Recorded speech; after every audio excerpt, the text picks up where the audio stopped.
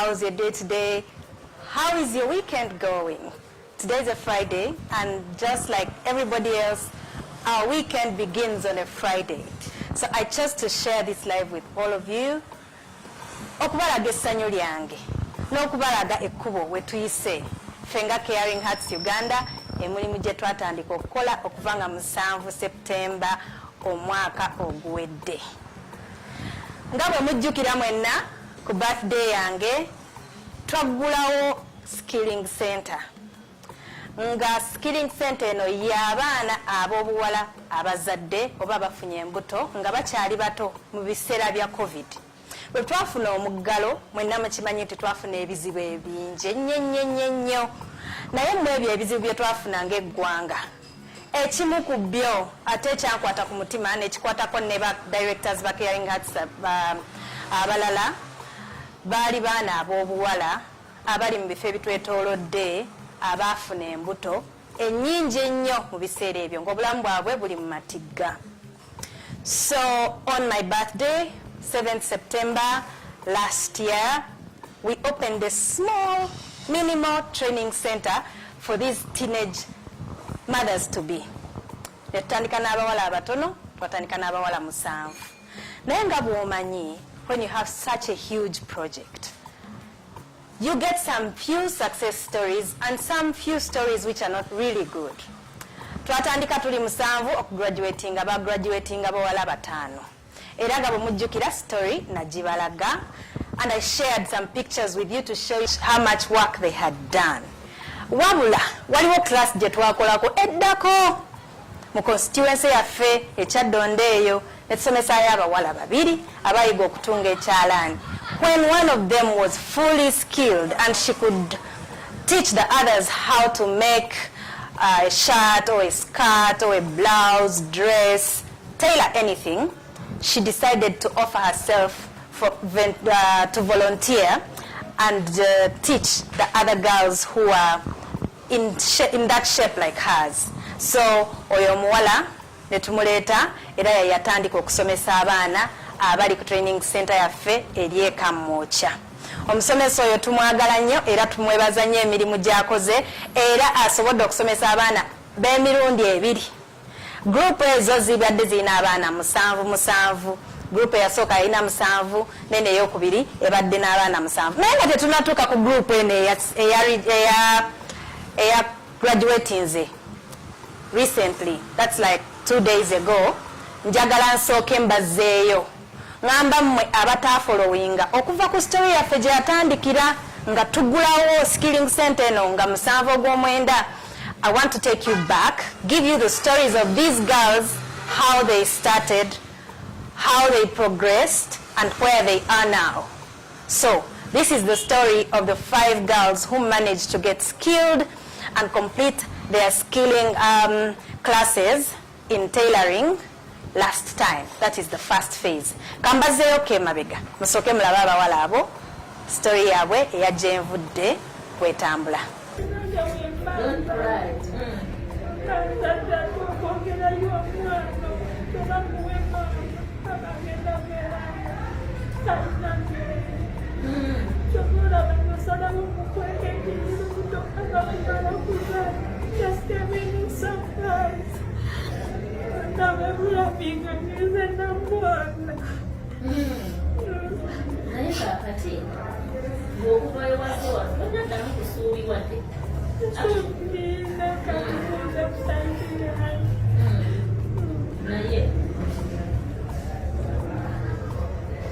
Essuubi olina kusaidiyo naye ki ekikumalako essuubi? Kimalako essuubi kwe kuzaala omwana gwesigenda sobola. Ojja kumusobola kati ku ssaawa zino omusobola ng'ali mu oba gwe weesobola? Teweesobola. Lwaki kati ng'oli ng'olya onywa olina wojja n'otunga ku kyalaani olowooza lwaki buli?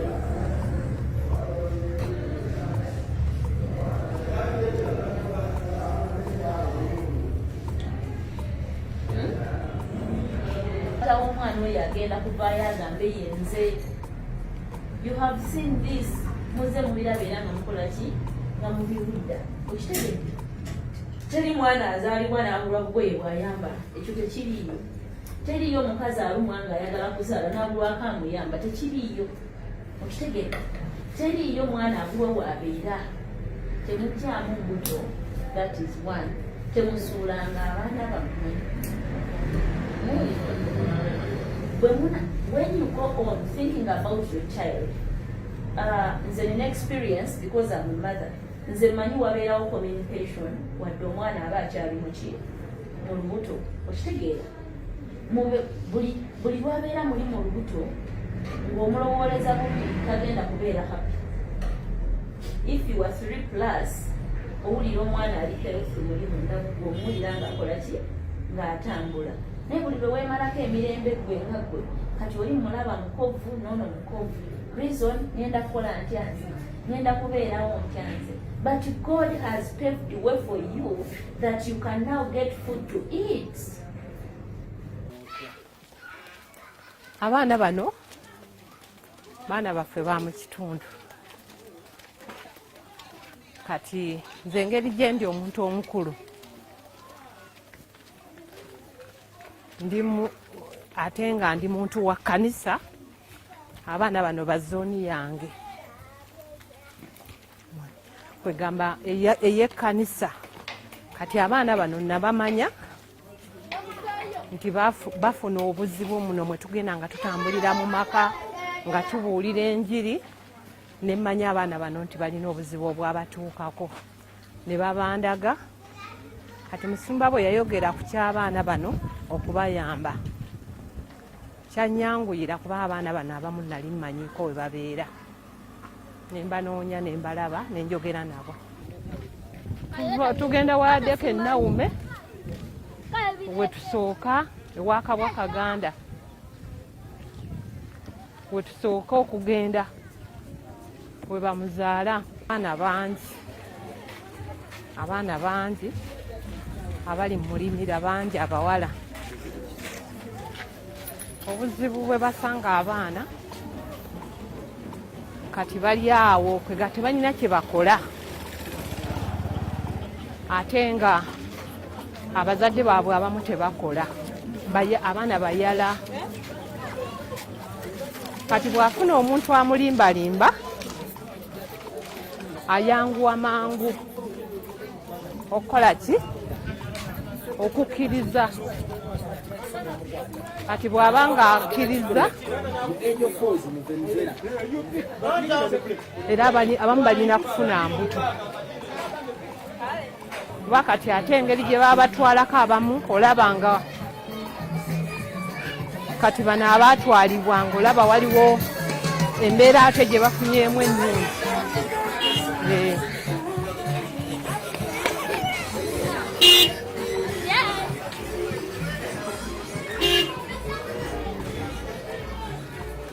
Nga balinamu embeera ennungi gye bafunyeemu okuba nti kati n'emitima gyabwe gigumye. Kuba abaana abo abamu tubasanga nga bamu baagala na kugyamu mbuto, nga ekyokukola takiraba, talina waatandikira, talina waakoma, kubanga baba bafunyisa embuto ate bamala ne batambula ne babaddukako. Waawa.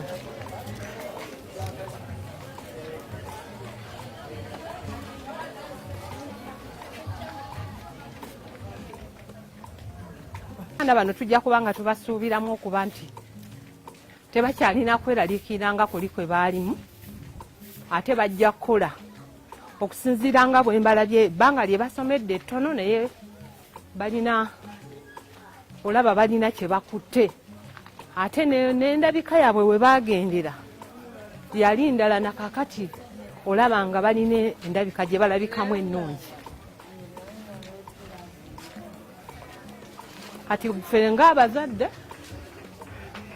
ne tulaba nga ate waliwo obupya bwe bafunye mu bulamu bwabwe.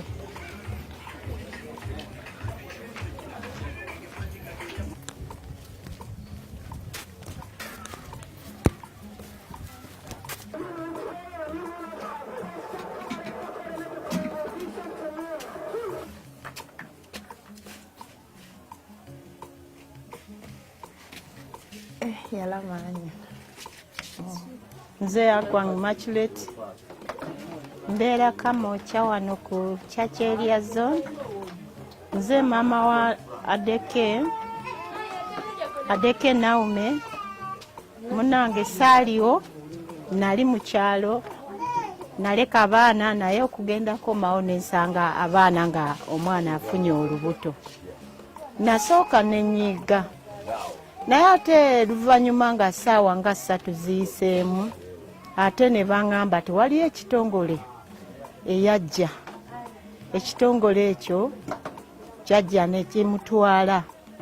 Nakomawo ne musanga kituufu ng'atandise okusoma. Nga nze mu kyalo mbadde simanyi taasoma n'okusoma. Naye oluvannyuma nze nga bamaze okumbuulira ebyo, obusungu bwe nalina byonna ne bugenda ne manya ti kituufu. Abantu abajja okuyamba omwana wange bakola bulungi nnyo. Kituufu amawulire ago gampa amaanyi kubanga nali manyi nti omwana wange agenda kubonaabona. Kubanga nze maama we taata we yalwala kati myaka 7 nga taata we mulwadde. Nze ntoba ng'omukazi ate oluda nga nze musajja nina obbalabirira. Kati ekintu ekyo kyankuba wala nnyo ne ŋŋamba kati ŋŋenda kutandikirawa. Naye kati we nasanga teyatandise okusoma manyi tajja kuyiga, ajja kuba nga yeekolerera afune sente ezisobola kukola ki omuyamba. Oluusi naffe ayinza otuyamba. Nze manyi kati bukyanzijja kubanga kati maze nga weeks 3 nga nkomyewo wano. Naye oba kati amaze dawja parashadi kubanga kati ennaku ze ndabye ng'asomye ennaku nga 10 bwetyo. Njawulo ki gy'olabye? Njawulo weeri kubanga ndaba abasomesa baabwe balinga abayigiriza nnyo kubanga ndaba akomyewo n'obusikaati oyo muzukulu wange omuto oyo n'ayambala ate oli mugalanda wange naye n'akola ki n'ayambala kati atunga skati naye ndaba ekituufu ng'atereezezza bulungi kati essaawa zino n'ekiteeteeyi juzi yatuleetera wano ku Lwokutaano yatuleetera kateeteeyi ke ng'akatunze bulungi ne tuwa muzukulu wange. Abaana abawala abali eyo ekizibu nga kino nga kikuguddeko n'ofuna chansi kuleka kugamba ati oba ate tetwagala kugenda eyo ti kubanga bibiina ekyo ekintu tekisobola okukola ki okuyamba. Naye ng'ovuddeyo n'ogamba kaŋŋende ku kintu kye ŋŋenze okukola Mukama ayinza okuyamba. Munange ndi musanyufu nnyo kubanga singa mmwe abalala nga ne mujja wano ne musanga ati mama w'omwana taliiyo ne mugamba ati tetusobola kukola ki okutwala omwana oyo tulinde maama we ajje. Naye mwakola ekintu ky'amaanyi nnyo ne mutwala omwana wange kati ali eyo ayiga. Nze manyi ti munange wendi kati nja kuba bulungi. Kati n'abo abakulembera ekitongole ekyo nsaba Mukama abankuumire abawe ekintu kye basinga okwagala. Nze mulaba ku ludda lwa famire nti ye mwana ayinza okuyamba famire ate nange nanyamba nga bwe ndi omulwadde yayinza okunzija mu muzibu kubanga nze musabira nnyo asome agondere abasomesa kubanga abasomesa bansanyusa nnyo bamuyigiriza byayiga abitegeera ate akomawo mu ssaawa.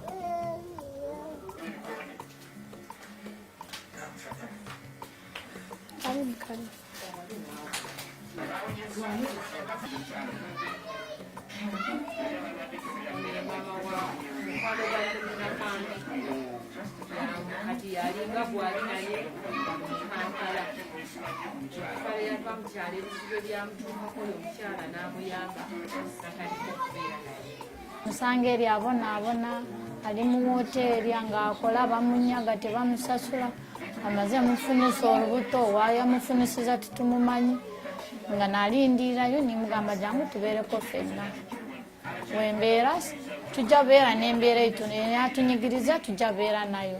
Omwami wange wuuyo nawe n'agamba tujje tubeere ffenna naye. Kati omuwala n'angamba aliwo ekitongole ekigenda obeggiriza. Najja n'angamba ati anti nfunye ekitongole ekigenda okuyamba ffe ab'embuto. Ningamba si kibi, genda kiyinza kukola ki okutuyamba. Kubanga nange siri bulungi, embeera yange tuli bulungi, tulina bulungi ssente. Za sente za kulonda bulunzi tufunye oluusi tutulya tusula nanjala oluusi sente zibula. Mbeera si ya mulembe. Omwana ono ne mugamba tugendeko ewaabwe n'agamba ewaabwe nawe embeera mbi si ya mulembe. Ebyo anke ebyaffe tuli bulungi. Nangamba ajja ttereera atandise n'okutunga n'ebyalaani yandagako n'olugoye yatungako. Nangamba anti olugoye lwange lulu nakineko ekitengi kyeyatungako akyambalako n'okyambala. Nangamba bajja tuyamba bajja tukwatirira ku mukono. Kati oluusi tabeera kano abeerere bamunyambako bamuwayo n'emmere oba simanyi. Anyirira akyusiza. Uli abadde saayo n'abeera alwala awandula amazinga mukwano sina sente nze nja kukoma kukola ki twebake bwebasi akawusanzeeko katujja okulya. Sijja kwetika mugugu mungi kubanga nyine n'abaana wano. Omwami wange wuuyo nawe oluusi tafuna mirimu ng'abeerawo bwebyo. Tutuli bulungi mutuyambe. Yosenga wensooka okwebaza eyajja n'atunoonyereza wano nitumuwa mwana ono. Wenja okusooka okusaba Mukama amukwateko n'omutima omulungi gwetaaga ogw'okuyamba abantu. Namwe ba anka abaze otulaba we tubeera tweyanze era mukomerewo ddala. Mu kitundu kino bafuna ebizibu bingi olw'ensonga tuli abantu bangi abatamanyikiddwa gye tuva. Songa bw'oba n'omuwala kumukuuma si kyangu. Bw'olaba ng'afunye ekizibu ng'ekyo abeera mu kweraliikirira nga n'omulenzi gw'adiringa naye tamanyi gy'ava. Kati mu mbeera eyo bwe mwajja twasanyuka nnyo okulaba nga ssenga waffe azze n'akola ekintu ng'ekyo. Yatuteekamu pulogulaamu eyo twasanyuka nnyo. Era lwaki nte nayongera okusanyuka? Omuwala oyo bwe yali nga atuuse mu mbeera eyo yeeraliikirira nnyo, so naffe ne tweraliikiriramu. Naye ate bwe yafuna senga ono ng'azze gye tuli, kuba teyajja gyali yajja gye tuli, bwe yajja gye tuli ne yeeyunga ku kibiina oba ku guruupu yammwe. Omuwala twalaba ng'abadde talya bulungi mmere atandise ogirya. Kugamba n'abanga atagenze mu kansoringi. Kati nsanyuka nnyo okulaba ng'abeera musanyufu, tatukweka kizibu kyalina. Kugamba ebiseera eby'omu maaso abiraba nti byangu bigenda muwanguyira, so si buli yali asuubira nti asiraanye. So ekyo ne kinsanyusa nnyo, era bw'abeerawo nga musanyufu nange nsanyufu. Nga bwe mulabye embeera y'abaana bano abagraduatinga mu group eyasooka yali mbi nnyo. Era ebiseera ebyo covid yali akyali mu binnyo nnyo nga tukyalina ku muggalo nga groups zetubeera nazo ziba ntono nnyo. Abaana bano nga bwe mulabye ebizibu bye baafuna byava mu kubanga tebasoma. Bava mu masomero ne badda awaka, some were idle, the others failed to have good guidance from their parents. Abazadde tebababeererawo. I am not blaming parents that you're not taking care of your children, but abazadde nabo balina ebizibu ebingi ne balemererwa okulabirira abaana baabwe. Abobuwala abamu bafuna embuto nga zivudde mu bulagajjavu bw'abazadde nga tebabafuddeeko. Mulabye Naume gyavudde. Sigenda kumenya mannya nakuddamu story nga bwe mugirabye. Ebizibu byali bingi, okumanya nti byali bingi. Twafuna obuzibu nga bano bwe babasoma tulina abaana abajja ne bajja ku skilling center ne beesabira ebifo. Bagamba tubeegayiridde mutufunireyo ekyalaani naffe tugira tusambako. Ne tunoonyawo okubateeka nga tewali ekisooka ng'ekifo si ye time eyali yakufuna abaana mu bungi nga tetusobola kubateeka mu group y'abaana bangi. ne tusalawo tusomese batonotono. Abo abaana abaatutuukirira mu kiseera ekyo nga tukyasomesa bano abalala abapya abajja ate nabo balina ebizibu bye bimu n'abamu nga bisingako ku byabano bye twali tusomesa. Ekyo ekyokubanga ekizibu kikyaliwo nga n'abaana bakyenoonyeza asobola obbasomesayoko ku sikiri y'okutunga ekyalaani kyekyatuleetera ffe aba Caring Hearts Uganda okusalawo okufuna klaasi ey'okubiri. Netufunayo abaana abaali basinga obuzibu ennyo kubanga baali bangi nga basukka 7, naye ne tusalawo tufunemu abali obubi ennyo tubasomese okutunga ekyalaani basobole okubaako engeri gye beeyimirizaawo. Eyo gurupu ey'okubiri twagifuna kubanga eyasooka yamala okufuluma bwetyo olwaleero ng'enkeera abaana bangi nnyo abaagala okusomesebwa. So bwe tutyo ne tumaliriza nga tulina klaasi ey'okubiri.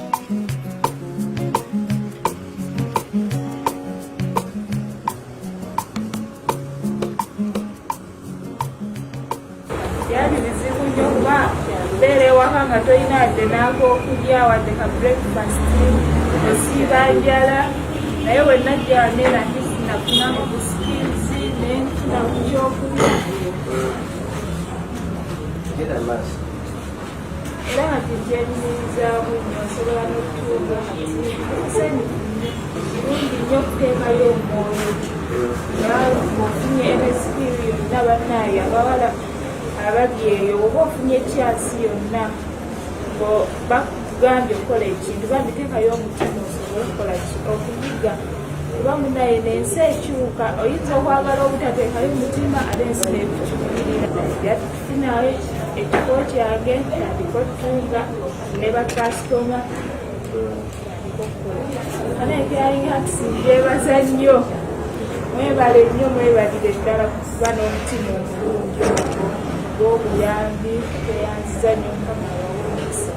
Nze Musanya Letisha mbeera mulimu n'emyaka 15. Nali eyo ewaka nali siri bulungi kati wali omukazi ali ewayita Senga kati yagamba ani anki wange kati weyamugamba muno bakuyita ewasenga kati nengenda ewasenga nensangayo mundemu kansala ne baŋŋamba ewali ekitongole kya Caring Hearts bayamba abaana abafuna embuto mu COVID kati ne baŋŋamba onaasobola okuyiga ne ŋŋamba ye kati enkeera nenzija nentandika okuyiga era yali sinungi ng'okunoonya ssente. Maama wange yalinga asobola kweza abantu engoye nalyoka nafuna ssente ezitulabirira kati awo abya Caring Hearts batuyamba ne baŋŋamba nzije ntandika okuyiga ekyalaani. Ekintu ekyalaani njakikuuma bulungi nfune ekifo we naakiteeka mbeere nga ntonda naye ate erina okuddayo okusomera n'ensoma kati ku wiikendi nembeera nga ntonda njasooka nzira maama wange then ebisigadde nyambeko nusu n'abambeereddewo nga ndi lubuto endala sobole ozongera maama abeere nga ampeera bya school fees.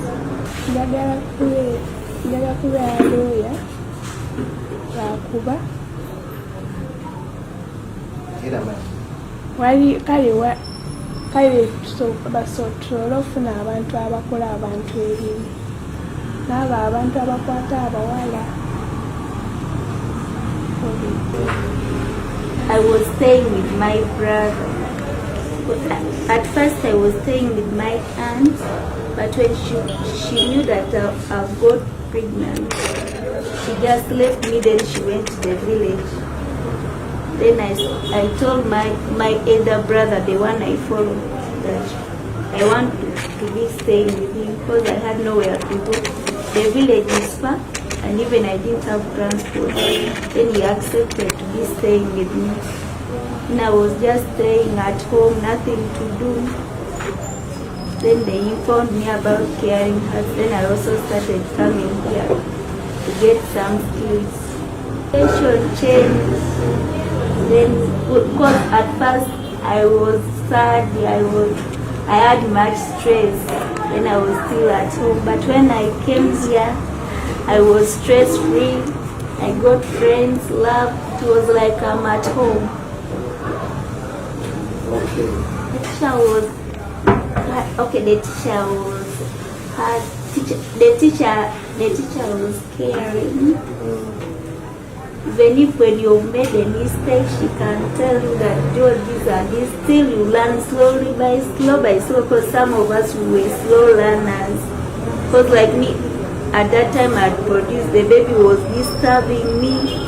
When they start measuring, the baby is crying. Again, you go out with the baby to make the baby quiet. Then you come back when they have moved on.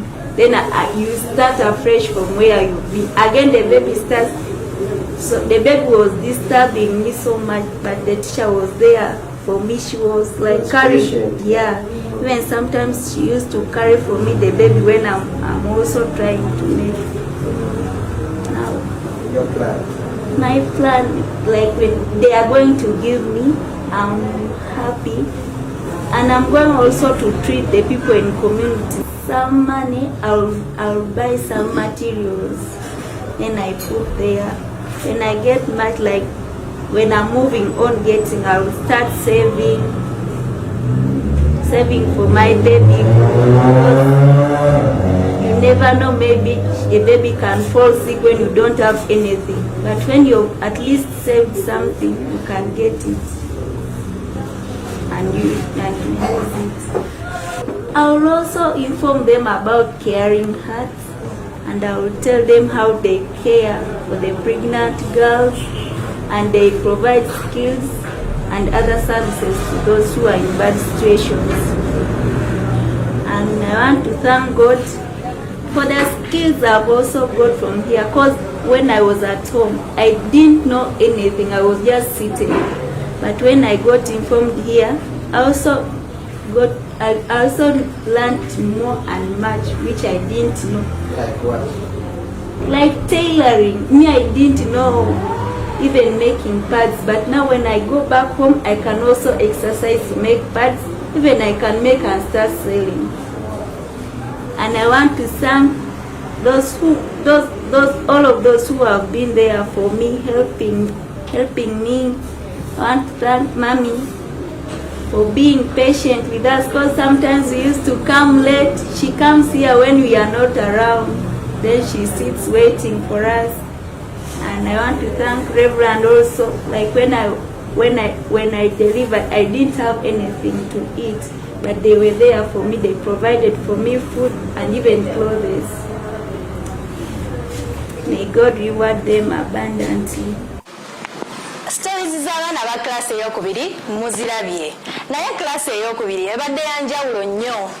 Mbadde nga nina ku kadde nzijjanga n'embeerawo mu class. I attended some class lessons. I attended counseling sessions. I attended their maternity time, because we give these girls maternity attendance from one of the hospitals around here. Each one of them has a day. They go for check-up, antenatal check-up. So it is our duty to make sure that they complete the whole antenatal session with the guidance of one of our counselors. Then we have a counselor who comes here to talk to them and to make sure that they're in the best state of mind. Then we have a reverend. Reverend Esther is like a mother to these girls. She follows them up to their doorstep in their homes. And then she manages to put them together, to talk to them, to pray with them, and to give them words of comfort. So this class was unique. And I will share with you why I think this class was unique. Twali twakatandika okusoma. Nga tuwezeze wiki nga 3. The girls were very passionate. They really badly wanted to learn. Remember, each one of them came here on their own, willing to study, and they asked for a vacancy for themselves. So they came with a passion. And in the middle of the whole training, just like a month later, they started giving birth, one at a time. I can assure you there is a time when this class was closed completely because each one of them was either in labor or they were nursing cesarean wounds or they had just given birth and they were still on their antenatal break. So this class took a little bit longer. We did not work on the timetable like we had planned. But they gave me results. This second class actually gave us the most exciting results, that what I had to do was to hang their work up here. So as you can see, this is Maureen's work. Maureen has her own story like you saw, but I had to put her work up here so she could be proud of herself. Then we have Damali. Damali made a very cute shirt. And then we have Jennifer. Jennifer made a skirt. And then we have Sanyu. Sanyu made a shirt. We have more work. All this is a storage where we keep their work. There's shirts in there. There is trousers. There is blouses. There is dresses. There's a lot in these storage places here. But I put up the best of their work. Last time when we had the first class, we encouraged them to work hard and then we gifted those who worked best. We gave them a prize. This time, I can assure you, I failed to pick the best student. So the whole class was of geniuses. They came, after giving birth to their babies, they came nursing and attended the last session of their school. Now, if you're a mother, you know what it means like going back to normal work when you have a baby that's less than 2 months or that is slightly above 3 months. It's a lot of work. You have to nurse, you have to take care of their needs and learn at the same time. These girls just did their best. They just beat me hands down. Like, I'm so proud of them. At the end of it all, after seeing beautiful work, we agreed as the directors of Caring Hearts Uganda to gift each one of them with a sewing machine. These girls had stations where they wanted to work from. They took us there. We saw the places. Each one of them was ready to resume work. So what we did, we gave them the sewing machines, hoping that maybe they'll start their own businesses and look after themselves and their babies.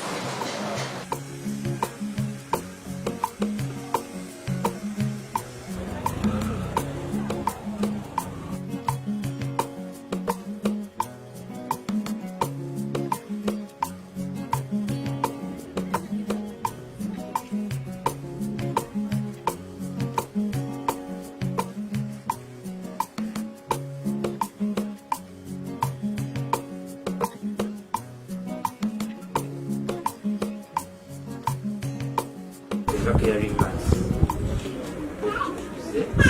kumukomyawo tulage nti omulimu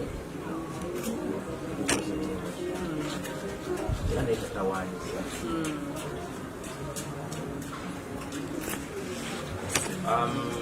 ekigendero ekyafuna Caring Hearts kuyamba abaana bawala abafuna obuzibu oba abalina embeera enyigiriza tebayitamu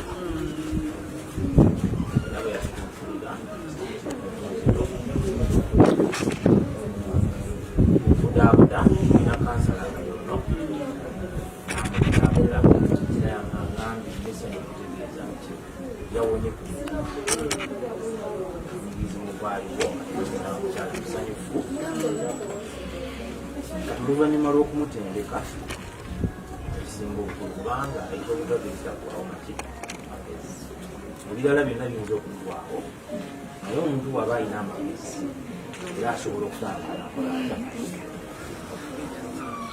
byekityo nga Caring Hearts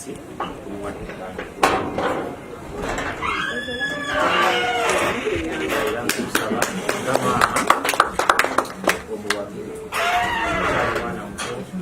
tusaanyiza okutandika nalaba nga tebitambula bulungi ojja kusaba omusemwana era naffe tujja kujja nga tukulambuleko ngerimu amaani abatujja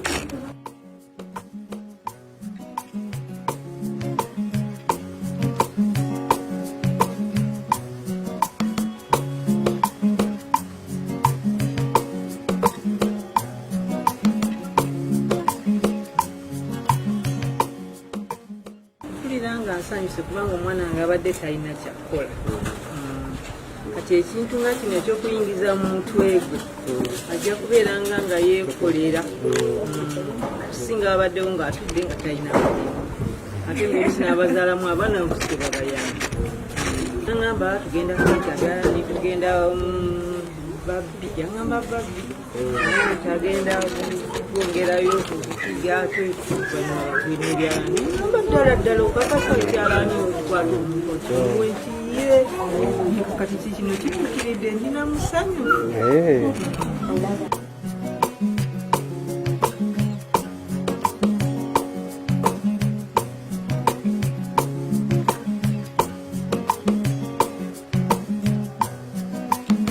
kubanga tukimanya abaana bobuwala bangi naye nga ekimubbiko bwekimukulula kiba kigambo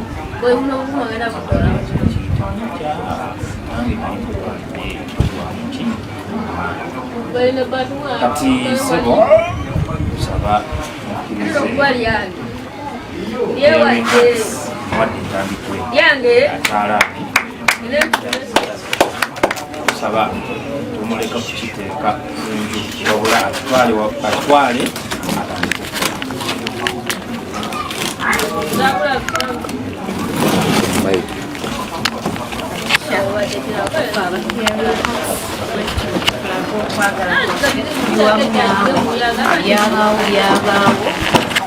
naye kyalibamunawo olina obulamu birina okugenda mu maaso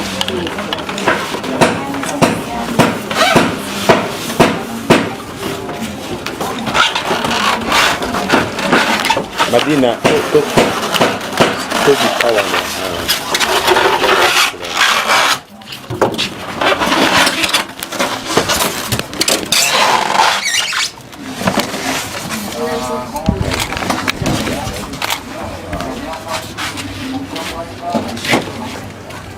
today about today, we face the same.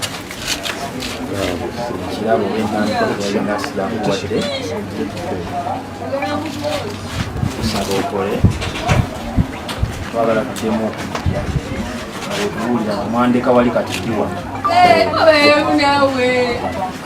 nkola obuzibu kutandika netufaayo netandika ebanzibu naye kulemerako olemerako tukajja okuleta tukwagaliza buwanguzi tukwagaliza mpulira bulungi olw'okunyamba ne munkwasaako ku mwana wange mpulira bulungi nnyo nali simanya ebisobola okuvaamu kale nagamba kangezeeko omutwalo endabe naye kati ndaba ebifuddemu ena essanyu lingi mwebale era mwebale nnyo abaana abawala bigambo kyembawa kozi okugumiikiriza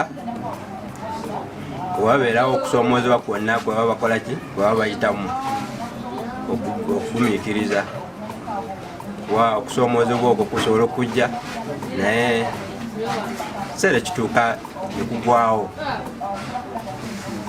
waawo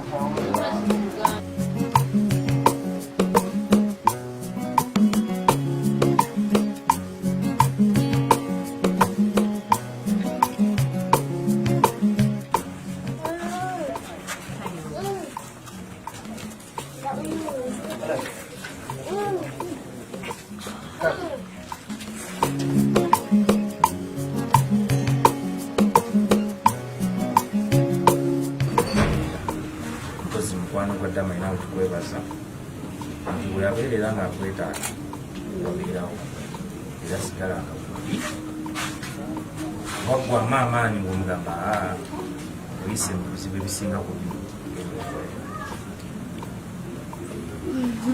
so Damali twagaliza buwanguzi ate mpozi n'ekirala twagala obeera ambasada wa Caring Hearts. Okay? Nti abaana bawala bangi eyo bafuna okusoomoozebwa naye nga kireetaga kigambo nti ate ogwa musuulu nti gwe kuno embeera gy'oyitamu ate yo nnyangu eyo gyebikola ki twagala tugenda okudda ng'omubukoze butya naye njagala obereke ambasada wa Caring Hearts. Nti abaana bangi abawala abali eyo oba olusi okusobola kutuuka naye ng'ate gweosobola okukola ki obakolamu omwoyo.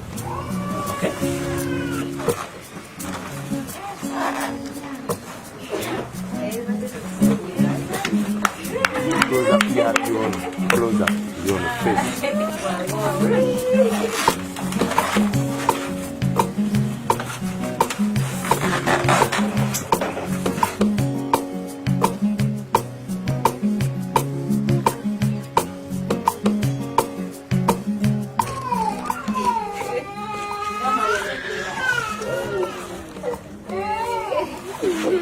Twagaliza birungi, twagaliza buwanguzi Damali, twagala tujje wano nga tufuna success story.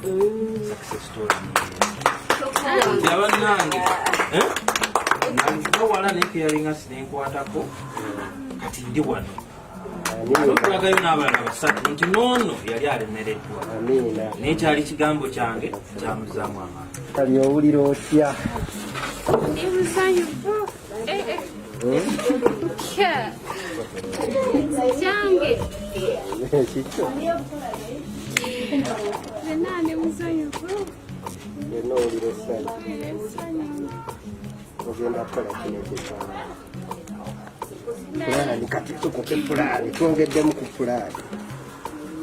Yenda kuba njiyayo obusente tandike ka kapito. Antunga. Ngoye zange. Kansala banange. Mpulira bulungi kuba nali sikisuubira nti bajja bawa ebyalaani. Bajja bakusangayo nnyo. Batandika okusoma nga tukirowooza byakusaaga ne balekera awo n'azaala kati baabayise ne babawo era ndi musirimu era mpulira bulungi baza okuba ng'eyambye abaana abawala ng'ebabeereddewo abatalina buyambi nga baneeno kuba abadde talina kyalaani ate yayigako kakijja mu mwanguyiro okukola bizinesi ate osinga ku nze kuba ate nze ekyalaani sikimanyi kati mwegomba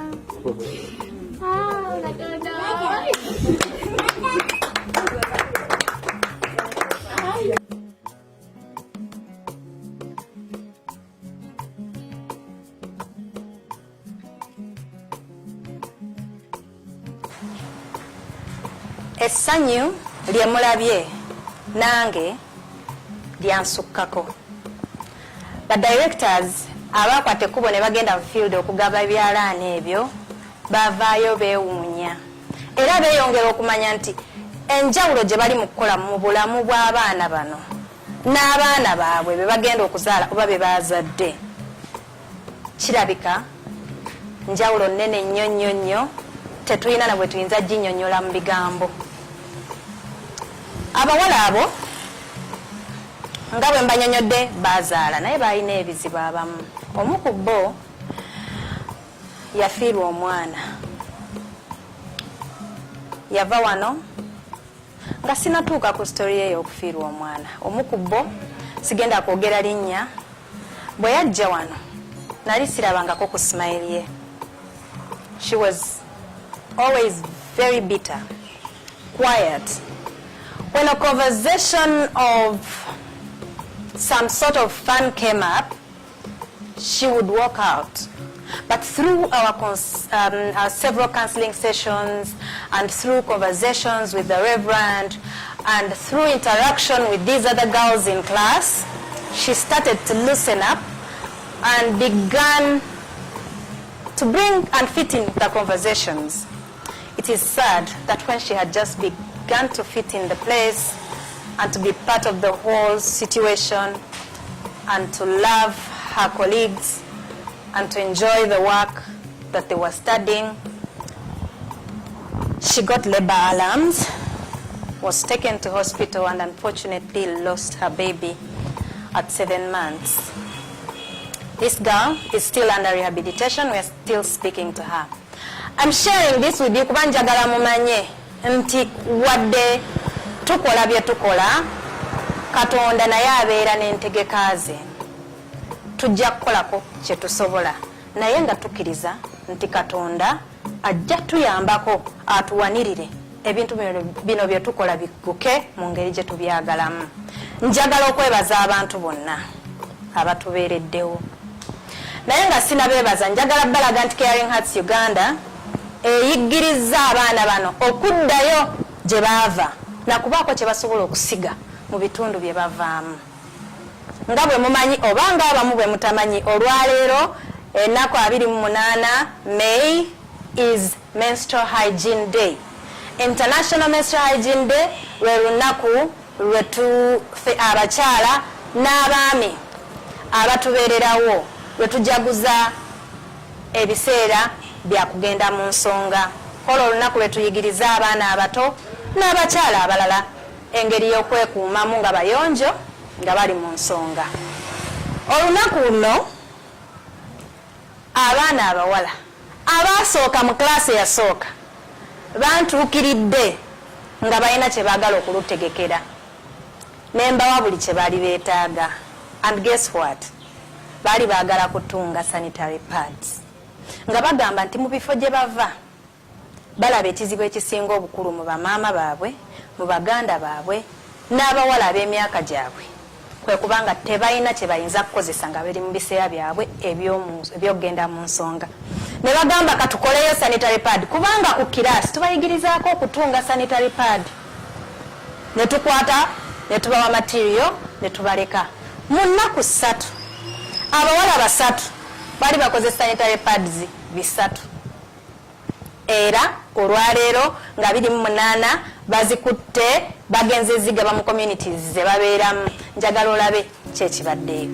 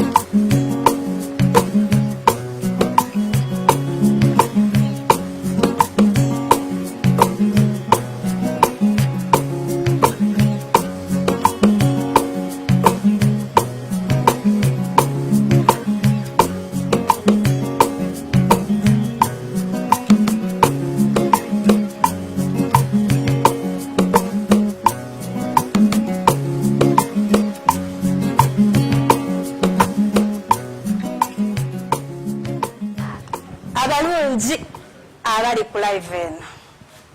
Nali mbagambyeko nga bwe mbaagala nnyo. Mbeebaza okugoberera, mbeebaza okutuwa amagezi kubanga mulaba ebikyamu bye tukola ne mutuwabula. Nze nga Executive Director wa Caring Hearts Uganda njagala okutuusa okwebaza okwange ne ba directors bannange. Mwebale kubeerawo. Abakyama ne batusanga we tukolera ne mubaako kye mutuwadde tubeebaza. Mwebalire ddala. Olunaku olwaleero lunaku lw'amaanyi nnyo eri ekitonde ekikyala. Fellow women, I know that being a woman in times of men who feel superior is a bit complicated, but I want to appreciate you for not sitting down and looking on. I appreciate you for taking up all the responsibilities that you need to take up, for looking after your children in the best way that you can, for not sitting home and for going out to look for jobs. Njagala kwebaza abo abakyala abatutola olunaku olwaleero ng'ekikulu ne mufuluma mu communities zammwe ne musobola okwogerako n'abawala abato okubayigiriza engeri gye balina okweyisaamu nga bali mu biseera byabwe eby'omu nsonga. Mbeebaza abaami nsinga okubeebaza mmwe abawa abakyala ekitiibwa. Mwebale nnyo okusitula abakyala mu communities zammwe. Njagala kwebaza abazadde b'abaana abazze ne basoma mu zino classes ebbiri ezibaddewo. Mbeebaza kuva ku mutima gwange okutuwa abaana abo buli lunaku lwe tubeetaaze ne musobola okubawa ku mmere ne bajja gye tuli nga balamu nga tebalina kibaluma. Wadde tubadde twongerezaako nga ku mmere n'obujjanjabi naye tubeebaza okubawawo okusula n'obutabasuula ku makubo mu kiseera ekizibu nga bwe baafuna embuto nga bakyali baana bawala. Mwebale butabagoba waka. Njagala kwebaza St. James Church e Kamoocha, especially Reverend Esther. Webale nnyo omulimu gwokola mu kitundu kino eky'e Kamoocha. Katonda akikubalire. Nsembayo n'okusindika obubaka eri abo bonna abatabadde balungi eri abaana ab'obuwala mu ggwanga lino. Nsooka okwogera n'abaami abatabawa bawala bitiibwa, abaami abalowooza nti bajja kujja n'amaanyi basobole okutoola kye batabawadde. Abekakaatika ku bawala bano, stories ezimu tuyinza obutazibanyumiza naye zisinga obunene z'abasajja bakulu abeekase ku baana abawala abato bano ate ne bamala ne batafuna ne watabaawo kibakolebwako. Ab'obuyinza abasinga, njagala kwogera ne ba DPC bazi poliisi zaffe z'eggwanga, tubasaba bwe mufunanga omusango ng'ogwo, omusango gwa rape n'omusango gwa defilement, ffe mutwanguyirize ku mirimu gye tukola ng'abantu abaagala okuyambako mu communities. Abantu abo, make sure they are apprehended. Make sure that the arm of the law does not stay back and does not get folded at the back in the sight of such atrocities. Abasajja abekakatika ku bakyala mbadde mbasaba mubeemu n'akatiibwa. Njagala kwogera n'abaana bano ab'obuwala. Baana bawala ebiseera bizibu nnyo, tebikyali nga bwe byali edda. Okusoma kyekintu ekisookera ddala ku mwanjo ku mwana ow'obuwala. You will not compete in the world of literates when you're illiterate. If you have a chance to go to school and you have someone to pay your school fees, darling, go to school. Do the right things in the right time. Do not engage yourselves in sexual activities because you have a whole life after school to have every kind of enjoyment that you would want in any sort without being monitored and without being told how to have it. Abakuzeekuzeemuko, those ones dating, don't forget to use a condom. Try and make sure that you're safe. Amidst COVID-19, HIV still kills. Thank you very much, and I wish you the best. Happy Menstrual Hygiene's Day 2021.